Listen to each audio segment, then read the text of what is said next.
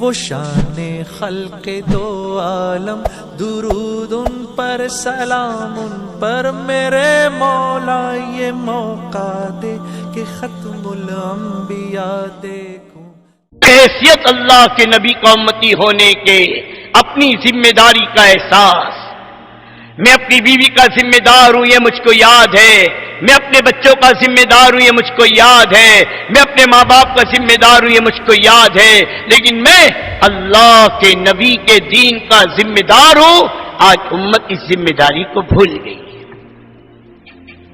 یاد دلانے پر بھی یاد نہیں آ رہا، نسیہ منسیہ ہو چکا۔ کیا معنی؟ بھولنے کو بھی بھول گئے۔ بھولنا کس کو کہتے ہیں؟ کسی نے یاد دلایا یاد آ گئی، اس کو کہتے بھول گیا تو یاد آ گئی۔ اب بھولنے کو بھی بھول گیا، اسے نسیہ منسیہ کہتے کہ یاد دلانے پر بھی یاد نہ آئے۔ کیا کام میرا تھا، کیا ذمہ داری میری تھی، کیا غم میرا تھا، کیا جذبے میرے تھے، کیا نیت میری تھی، کیا ارادے میرے تھے، کیا میری محنت میری تھی، آج ہم اسے بھول گئے۔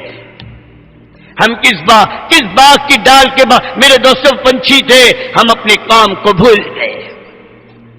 اب بھولا بھی ایسا کہ بھولنے کو بھی بھول گئے۔ یہ سارا اجتماع کیا ہے؟ اپنا کام یاد دلانا ہے۔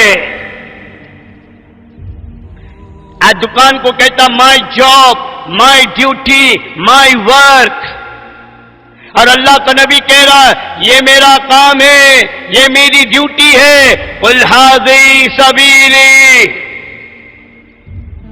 ادعو الی اللہ، کہ میں اللہ کے بندوں کو اللہ کی طرف بلاتا ہوں۔ نبی تو اپنا کام کچھ بتائے، امت اپنا کام کچھ بتائے، نبی کا غم کچھ اور، امت کا غم کچھ اور، یہ اللہ کے نبی کی امت بنے گی کیسے؟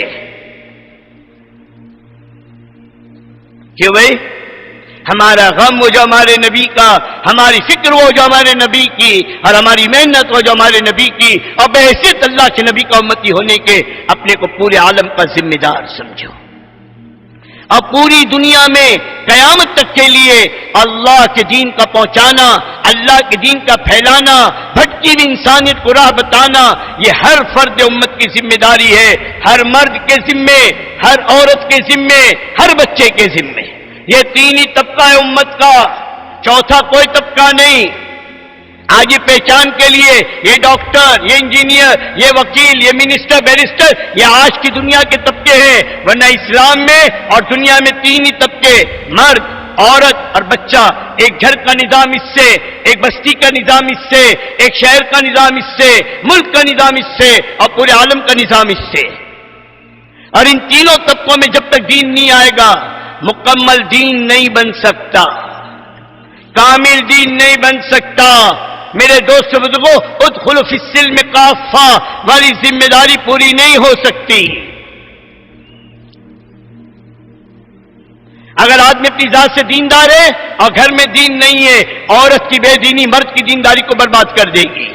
ماں باپ دونوں دیندار ہے، بچوں میں دین نہیں آیا، بچوں کی بے دینی ماں باپ کے دین کو برباد کر دے گی۔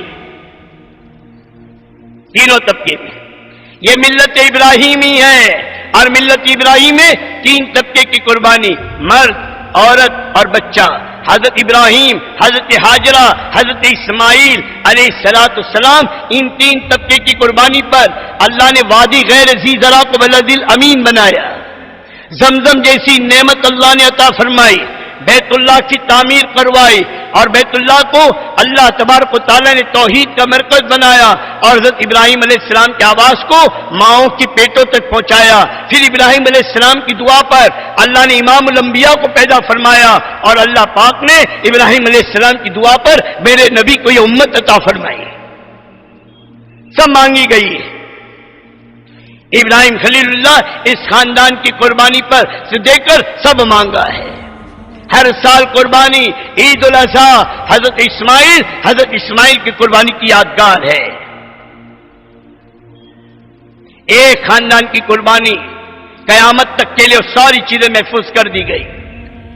اور یہ میرے دوستوں حضور پاک صلی اللہ علیہ وسلم کی محنت پر یہ تین طبقہ، سب سے پہلے کلمہ پڑھنے والا، مردوں میں ابو بکر صدیق، عورتوں میں حضرت خدیجہ رضی اللہ تعالیٰ عنہ اور بچوں میں حضرت علی کرم اللہ وجہ، ان تین کو اللہ نے ذریعہ بنایا پوری دنیا میں قیامت تک کے دین کے زندہ ہونے کا۔ اور ہماری محنت میں ان تینوں طبقوں کی محنت ہے کہ اپنی ذات سے دین پر چلنا، اپنے گھر والوں کو دین پر لانا، اور پوری دنیا میں اللہ کا دین زندہ ہو اور ہمارے بچے بچی 100% دین پر آئے، اس کی محنت کا کرنا۔ اور یہ میں نہیں کہہ رہا، قرآن کہہ رہا ہے، یا اے ایمان والو اپنے آپ کو اور اپنے اہل و عیال کو جہنم کی آگ سے بچاؤ جس کا ایندھن انسان اور پتھر ہے۔ حضرت علی رضی اللہ تعالیٰ نے اس آیت کی تفسیر میں کہتے ہیں انہیں جہنم کی آگ سے بچانا کیا ہے؟ انہیں اللہ کا دین سکھاؤ۔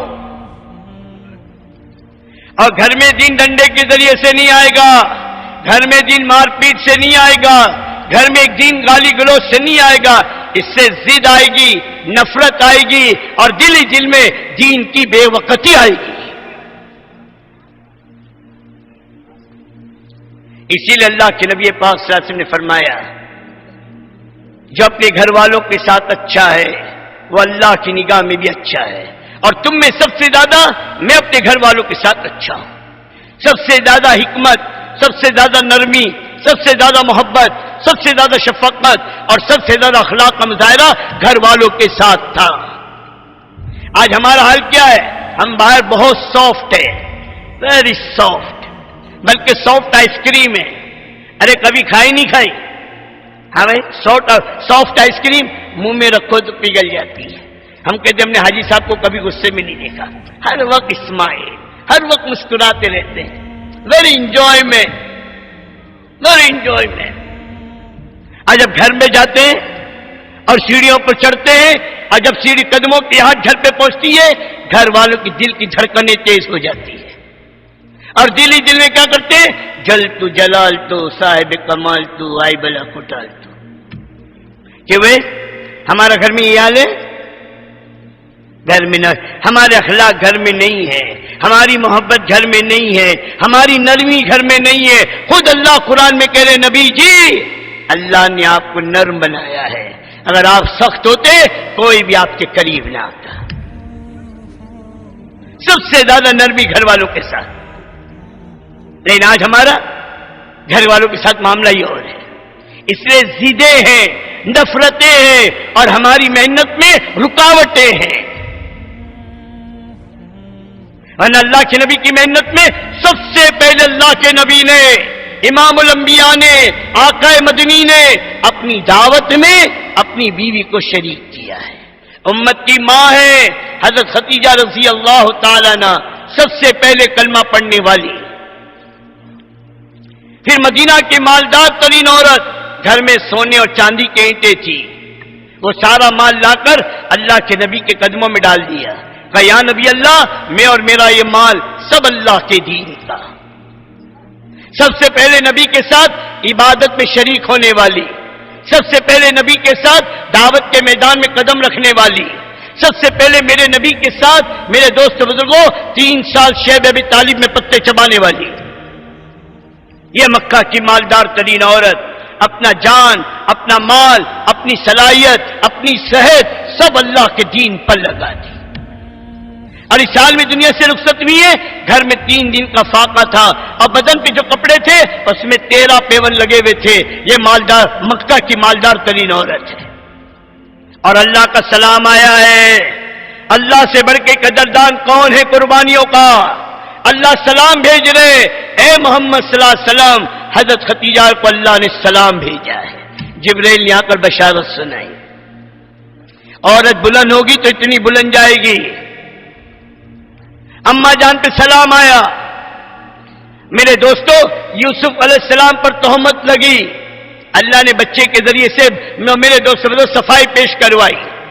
حضرت مریم پر تہمت لگی، بچہ عیسیٰ ماں کی گود میں ہے، وہ اپنی ماں کی صفائی پیش کر رہا ہے۔ لیکن جب امت کی ماں پر، محمد عربی صلی اللہ علیہ وسلم کی عزت پر جب تہمت لگی ہے، اللہ نے کسی فرشتے کو، کسی انسان کو نہیں بھیجا، بلکہ اللہ نے پورے قرآن کا ایک رکوع اتارا ہے۔ پورے قرآن کا رکو یہ اما جان حضرت عائشہ کی میرے دوستو بزرگوں شان بزرگی ہے. یہ ابو بکر صدیق کی بیٹی کا مقام ہے، امت کی ماں کا اعزاز ہے. یہ سب سے بڑا بہتان ہے. اللہ کہہ رہا ہے کہ امت کی عورتوں کے مقامات صحابہ کے نام کے ساتھ لگا رضی اللہ تعالیٰ عنہ، عورتوں کے نام کے ساتھ لگا رضی اللہ تعالیٰ عنہ. ان کے مردوں سے، ان کی عورتوں سے، ان کے بچوں سے، ان کی بچیوں سے اللہ سب سے راضی ہو چکا کہ بھئی سبھی رضی اللہ تعالیٰ عنہ رضی اللہ تعالیٰ عنہ ہے. یہ صحابہ کا مقام ہے. اسے مردوں کے لیے نمونہ صحابہ کی زندگی، عورتوں کے لیے نمونہ صحابیات کی زندگی. یہ بازاروں میں پھرنے والی عورت، یہ بے پردہ، بے حیا، فیشن کی دیوانی، اپنا عورت بنا جو کھو چکی، حیا کو اپنی کھو چکی، چند ٹکوں اور دنیا کی جھوٹی شان و شوکت کے لیے اپنی حیا کو داؤ پر لگا چکی. علماء سے پوچھو اس عورت کے بارے میں کیا کہتی ہے شریعت، تو شریعت اس عورت کو بھی مردوں کے حکم میں گنتی ہے. یہ بھی مردوں کے حکم میں ہے. دیندار عورت کا جیسے غیر مرد سے پردہ ہے، ان عورتوں سے بھی پردہ ہے. کیوں؟ یہ عورت ہی نہ رہی. اگر عورت میں حیا نہیں تو عورت ہی کہاں ہے؟ بیٹی فاطمہ کہہ رہی ہے حیا تشت سے زیادہ روشن، اور حیادار عورت شہد سے زیادہ میٹھی. لیکن مرتے دم تک غیر محرم سے اپنے آپ کو بچانا یہ بال سے زیادہ باریک ہے. عورت دین پر آئے بغیر پورا دین وجود میں نہیں آ سکتا. سن لو اچھی طرح، معاشرے کا دین، معاملات کا دین، اخلاق کا دین، یہ تینوں لائن کا دین برباد ہوگا اگر عورت میں دین نہیں ہے. اپنی نسلوں کی، اپنی اولادوں کی پرورش اور تربیت یہ بھی ناکام رہے گی اگر عورت میں دین نہیں ہے. مرد کے ذمہ عورت کا دین ہے، عورت کے ذمہ اولاد کا دین ہے. آج مرد اپنی ذمہ داری کو بھولا ہے، اولاد ماں اپنی ذمہ داری کو بھولی ہے. اتنا بڑا مجمع بیٹھا ہے دوستو، میں ایک بات آپ سے پوچھتا ہوں. کسی کی 10 سال، کسی کی 5 سال، کسی کی 15 سال، کسی کی 20 سال شادی کو ہوئے ہیں کہ بھئی یہ ہے نا، کوئی 5 سال، 10 سال، 15 سال، 20 سال، کسی کی 1 سال ہوئی، کسی کی 6 مہینہ ہوئی، کسی کی اب ہو رہی ہے، آج ہوگی انشاءاللہ نکاح کی مجلس میں. میں پوچھتا ہوں یہ جتنے بیٹھے ہیں اپنے آپ سے پوچھو اتنے سال شادی کو ہوئے کبھی ہم نے اپنی بیوی کا قرآن سنا ہے؟ کبھی سنا ہے کہ اللہ کی بندی تجھے سورہ فاتحہ آتی ہے؟ اللہ کی بندی تجھے تحیات و دعائے قنوت آتا ہے؟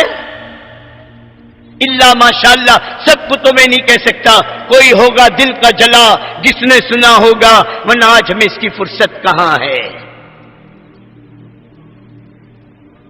اگر ہم نہیں صحیح کرائیں گے بتاؤ اپنی بیوی بچوں کا، اپنی بیوی کا قرآن کون صحیح کرائے گا؟ یہ کہاں جائے گی قرآن سیکھنے کے لیے اور کون سکھائے گا اسے قرآن؟ عورت کے دل کا بدلنا مرد کے ذمے، عورت کی زندگی کے اندر دین کا لانا یہ مرد کے ذمے، اور عورت کے اندر حیا اور عورت کو میرے دوستوں دیندار بنانے کی ذمہ داری یہ مرد کے ذمے ہے.